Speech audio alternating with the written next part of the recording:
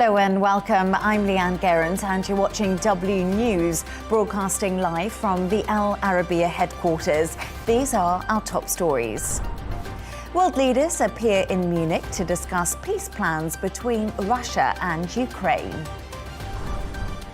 President Trump announces so-called reciprocal tariffs to bridge trade deficits and boost US investment. Hamas revealed the names of the 3 Israeli hostages to be released this weekend. And US Health Secretary RFK Jr. promises to shake up the food industry, which could see restrictions lifted on raw milk.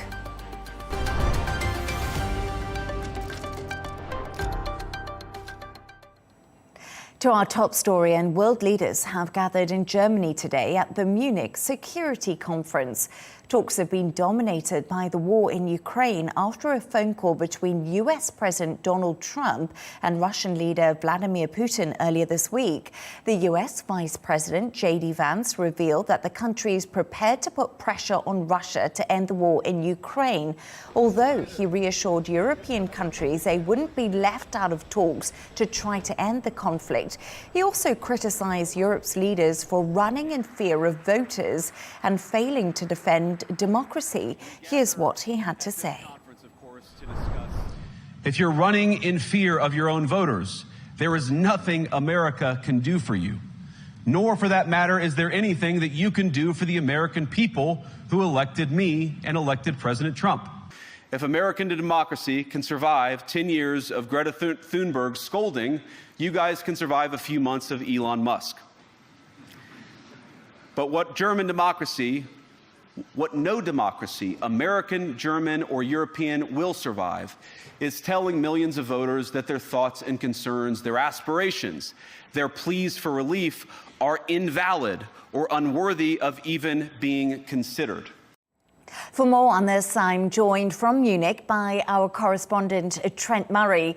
Trent, we just heard a bit of Vance's speech. It reportedly brought the event to a standstill and was a real surprising departure from the normal defense-related speeches. He didn't really hold back, did he?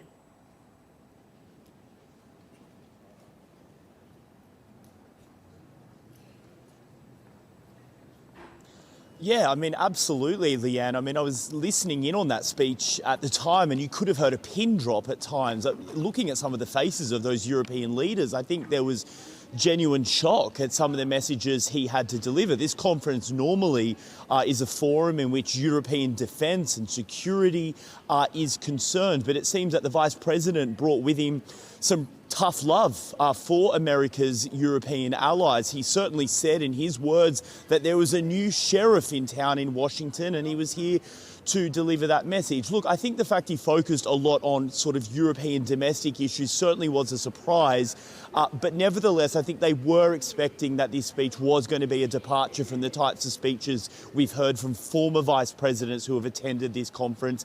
I think probably where the most contentious issue, though, was where he sort of waded in to German domestic politics 1 week before the election here. He called for there to be no firewall. Now, what he's referencing there is the sort of pact between German political parties not to work with the far-right AfD party. They call that the firewall. The fact that he went there has unnerved some of the host countries' politicians here, some of them seeing it as a sort of slight endorsement of that party. Trent, his meeting with President Zelenskyy is actually currently underway. Earlier today, he expressed his doubts about the US peace plan. Any idea how those talks are going?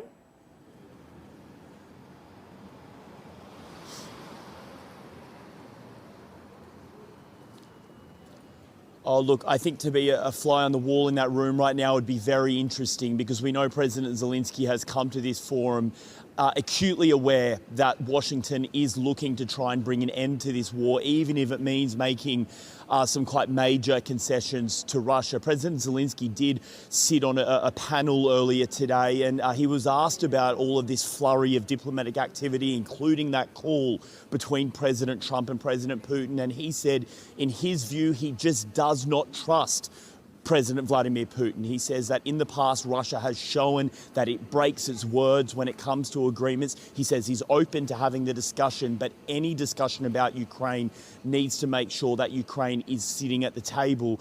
Right now, for Europeans here, I think they're watching the sort of new signals coming out of Washington and wondering if Washington backs away from this conflict, especially in terms of support, are they going to have to step up, the likes of Germany, France and the UK? The president of the European Commission, Ursula von der Leyen, has also been talking.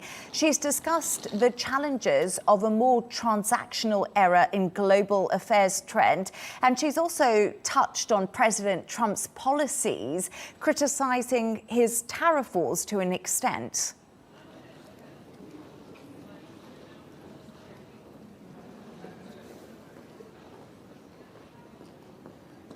Yeah, look, I think if the Vice President had a lot of candour in terms of the message he wanted to deliver, it was probably Ursula von der Leyen, which was the one that came back with the counterpoint. She was quite strong, kind of taking the fight back to the US and its new administration's views on things like tariffs. She said, let me speak frankly at one point and describe the European Union as being one of the biggest, most powerful trading blocs in the world. And she said, we are ready to use our own powers and tools to counter any tariffs that the new Trump administration may place on them. Of course, we've already seen that with aluminium and steel.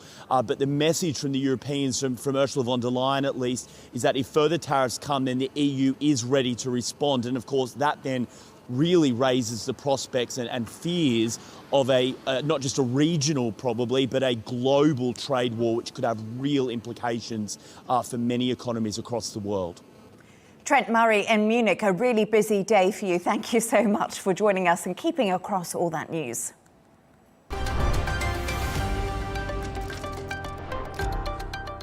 Now, President Donald Trump has unveiled his plans to target countries with new reciprocal tariffs, doubling down on his push for more balanced trade and to boost US investment. He signed a memo instructing staff to develop customs tariffs for each country, promising to target nations which charge tax on the US imports by matching them. Let's take a look at what he had to say.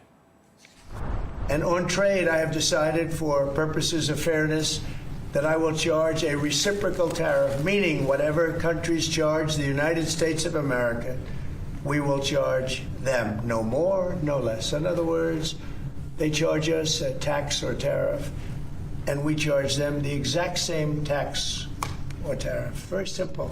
In addition, we will make a provision for subsidies provided by countries in order to take economic advantage of the United States, which a lot of countries do, including our allies. Our allies, in many cases, are worse than our enemies in this, having to do with trade. Trump has ordered his team to start calculating duties by early April, increasing fears of a global trade war. I'm now joined by the head of financial analysis at AJ Bell, Danni Hewson. Danni, good evening to you. First off, Trump really hates the trade deficit. We know that. In his latest comments we just heard, it seems unclear who he's targeting and how much he will charge different countries. What has been the reaction to this uncertainty? Well, on markets, there's been very little reaction today because, as you say, there is such a degree of uncertainty.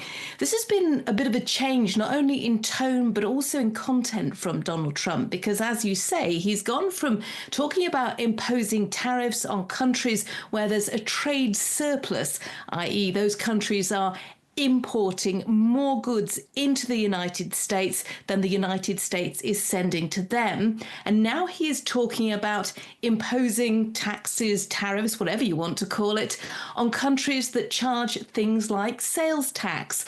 So this means that potentially absolutely every country that imports goods into America could be impacted. And the amount that they will be impacted by, we just don't know, because, of course, The numbers are quite difficult to work out, which is why he's given his administration a decent amount of time to try and figure it out.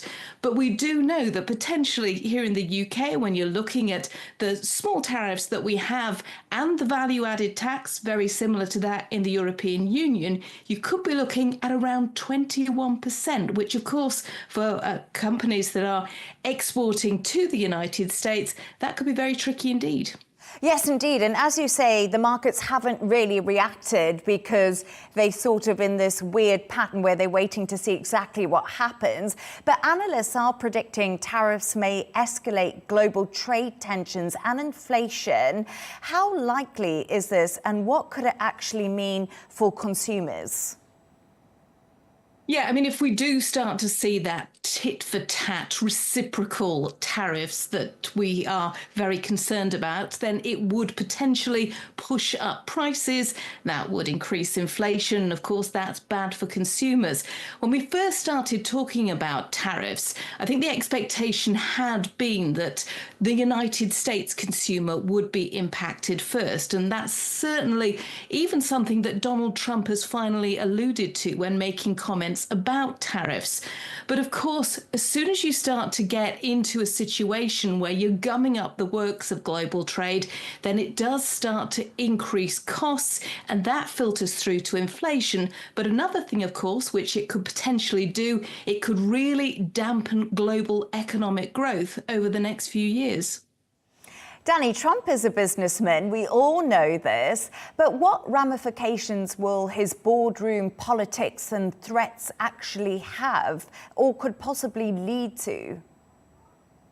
Yeah, I mean, he's all about the art of the deal, and this is very much the art of the international deal. I think one of the reasons that markets have been pretty subdued in their reaction is because they believe that with this conversation, it is about starting a negotiation. So, of course, Donald Trump wants to create a situation where, as he says, it's a level playing field.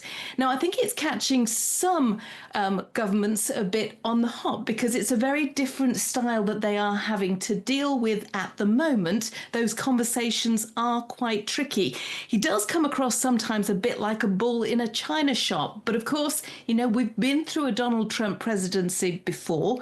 We understood what that was likely to bring, and he's certainly not disappointed this time. But I think at the moment, it's very much about negotiation, and that, of course, creates volatility and uncertainty.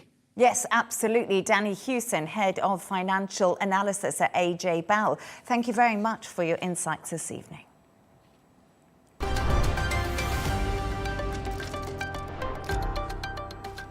Let's take a look at some of the other stories making the headlines today.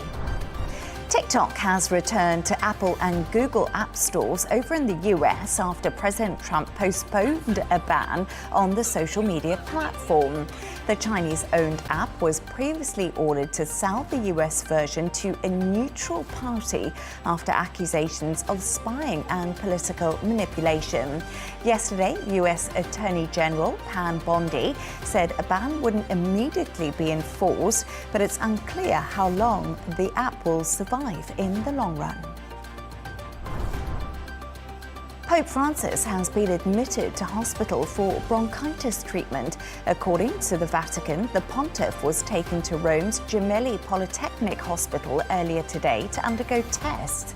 He was diagnosed with bronchitis last Thursday, but has continued his daily audiences, asking an aide to read out his remarks earlier this week. A Category 5 cyclone has hit Western Australia today with predicted gusts of up to 200 kilometres an hour. Cyclone Zelia has sparked emergency warnings and led to port closures as it moves towards Port Hedland, a mining region rich in iron ore, copper and also gold.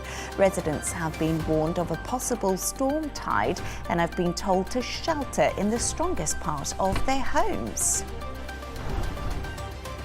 And a humpback whale has spared the life of a kayaker off the Chilean Patagonia.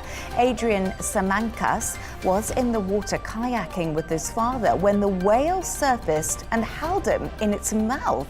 It luckily released him quickly, and the entire incident was filmed by Adrian's father, who encouraged his son to stay calm. Good advice.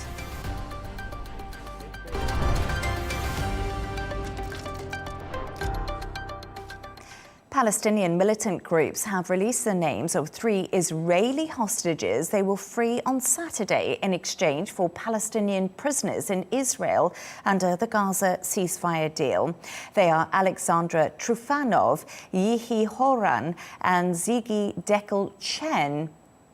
We are now joined by our correspondent Giles Gibson in Tel Aviv. Giles, this announcement comes after a really tense, difficult week. What more do we know about these hostages and what's going to happen tomorrow?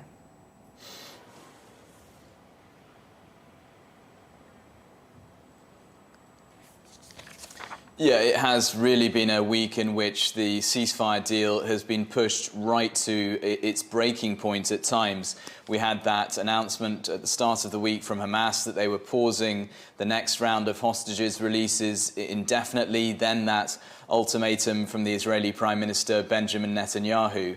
Today, tensions have been brought down even further by the fact that these Palestinian militant groups have announced the names of the hostages due to be released relatively earlier in the day. In previous rounds, we've seen Hamas and other groups potentially missing the deadline in terms of the deadline when they're supposed to release details on the Friday ahead of a release on the Saturday.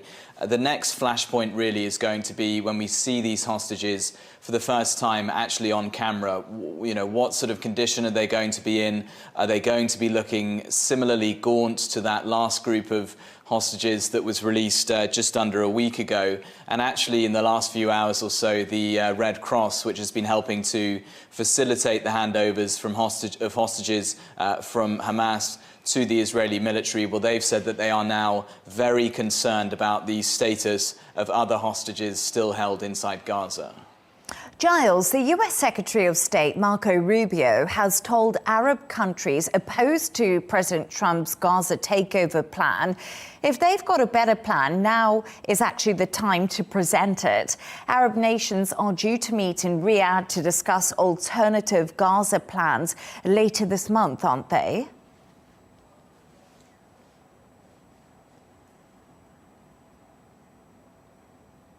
Yeah, just to flesh that out, so we have some reports coming in that Egypt, Jordan, Qatar and the United Arab Emirates will be hosted by Saudi Arabia in Riyadh for a meeting on the 20th of February. That is ahead of an emergency summit that has been confirmed of the Arab League that's taking place in Cairo on the 27th of February. What these Arab countries seem to be coalescing around is this plan that is being put together by the Egyptians. Still unclear exactly what it is, but these are the sort of details that have been leaked to the media. We understand that there would be a National Palestinian Committee set up which would govern Gaza, excluding Hamas from that committee. They would also suggest that 20 different areas of Gaza would be cleared of rubble and temporary structures built in those areas, that financed by Gulf countries as well as other sources of international financing. I mean, as I say, this plan is still being fleshed out. It's not public, but I can see at least one issue with it, and that is the idea that Hamas would just simply willingly give up their role in terms of controlling Gaza. It looks like, from what they've said in terms of previous statements, that they would demand some sort of a position, some sort of influence in that governing committee. Yes, indeed. Giles Gibson in Tel Aviv, thank you so much for joining me.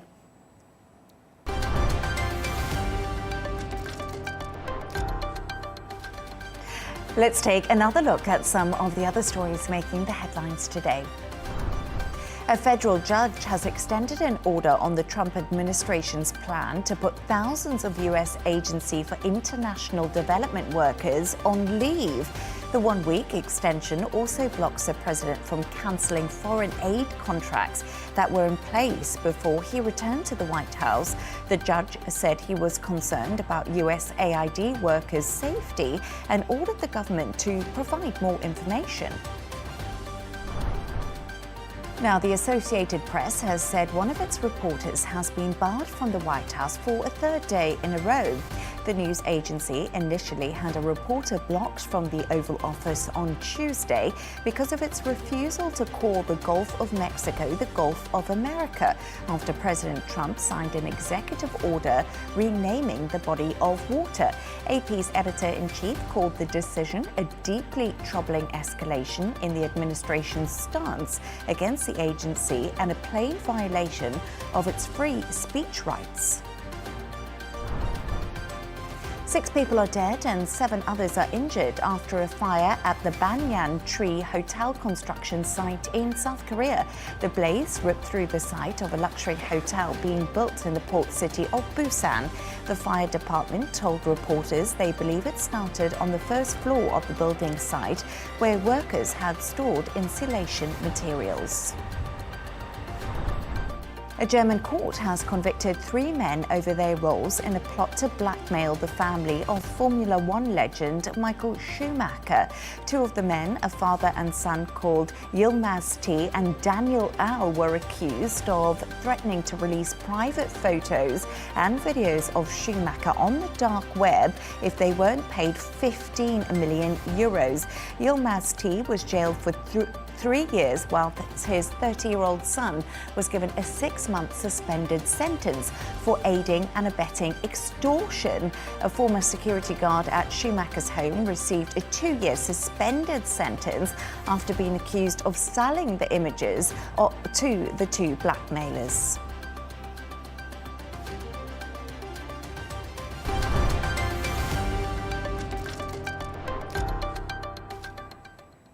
Now, Robert F. Kennedy Jr. has experienced his first day as U.S. Health Secretary, promising to make America healthy again. RFK Jr. has consistently criticized the food industry of betraying our children, accusing them of including dyes in cereals and seed oils in fast food. Kennedy has also spoken out about the health benefits of unpasteurized milk, revealing he's keen to end the Food and Drug Administration's so-called aggressive suppressive of raw milk. However, the FDA and the Centers for Disease Control and Prevention have called raw milk one of the riskiest foods people can consume because of the possibility for contamination.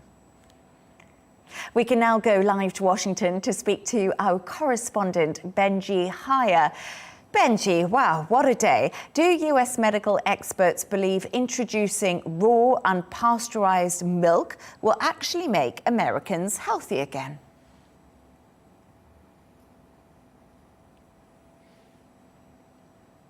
No, they do not. In fact, there is no nutritional benefit of any kind, of any magnitude that we know that comes from the non-pasteurization of milk. Just yesterday, the Centers for Disease Control and Prevention, which you mentioned, that main health body in the United States, they published a report showing an increased risk of bird flu that can spread from cows to people. You can become infected after exposure to raw milk. Robert F. Kennedy Jr. also wants to remove fluoride from drinking water here, a mineral that has been proven to improve dental health. Many of his claims actually are not based on any scientific evidence. Take his promotion, for instance, of debunked allegations that vaccines cause autism, or a raft of other baseless health-related myths, including that COVID-19 was a bioweapon, he says, that targeted the black population and spares Jews or Chinese people. This is someone who has no experience working in health administration or medicine, but now has permission from his boss, President Donald Trump, to, quote, go wild on health and oversee this $1 trillion budget for the country's vast health agencies. OK, so he's also spoken about the hidden dyes in American food and also about drink. So what is he saying now about processed foods, Benji?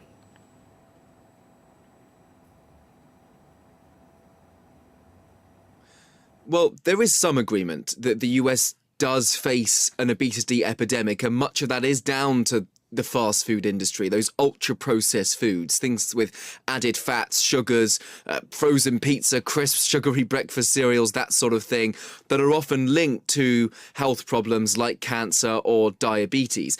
What is perhaps unconventional about the approach we're seeing from RFK Jr. is that he believes it's things like seed oils that are to blame for poisoning Americans, he says. And that, again, I should stress, is not rooted in science. Secondly, what's interesting is that his efforts that we've seen to promote healthy eating are being heralded, perhaps justifiably, by the very same Republican Party lawmakers or commentators who just years ago were publicly lambasting Michelle Obama's very similar campaign to improve nutrition in America. And so this, much like a lot else in America, has become a real partisan issue with a, with a real change of heart now that there is a Trump administration instead of an Obama or a Biden one. I must say, Benji, I do like Cocoa Pops every now and again, and I don't think he would agree with me. Benji, Hyer in Washington, thank you so much.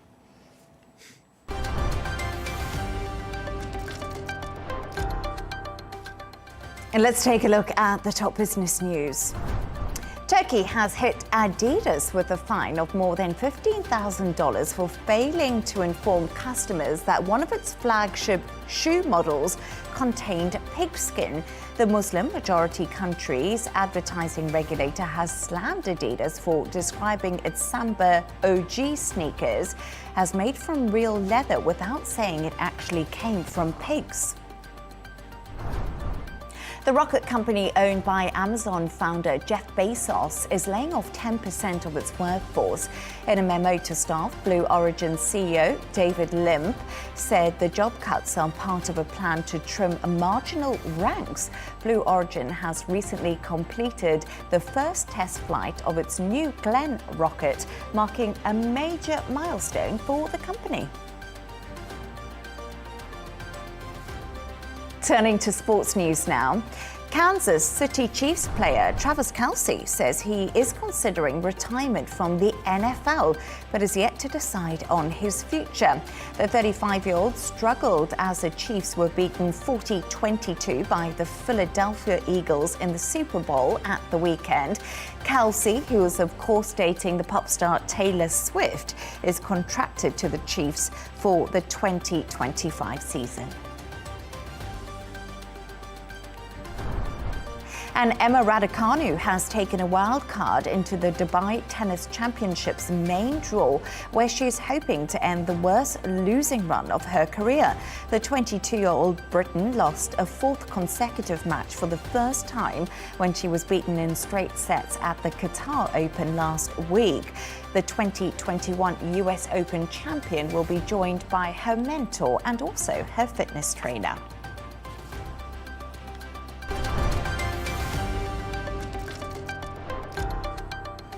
A reminder of our top stories. World leaders appear in Munich to discuss peace plans between Russia and Ukraine. President Trump announces so-called reciprocal tariffs to bridge trade deficits and boost US investment. Hamas revealed the names of the 3 Israeli hostages to be released this weekend. And US Health Secretary RFK Jr. promises to shake up the food industry, which could see restrictions lifted on raw milk. And that's all from us on W News. Thank you so much for joining us. A special interview with the Israeli Deputy Foreign Minister is coming up next, followed by Riz Khan. And don't miss Tom Burgess-Watson with GNT. Good night and happy Valentine's Day. I hope I'm not the first person to say that to you.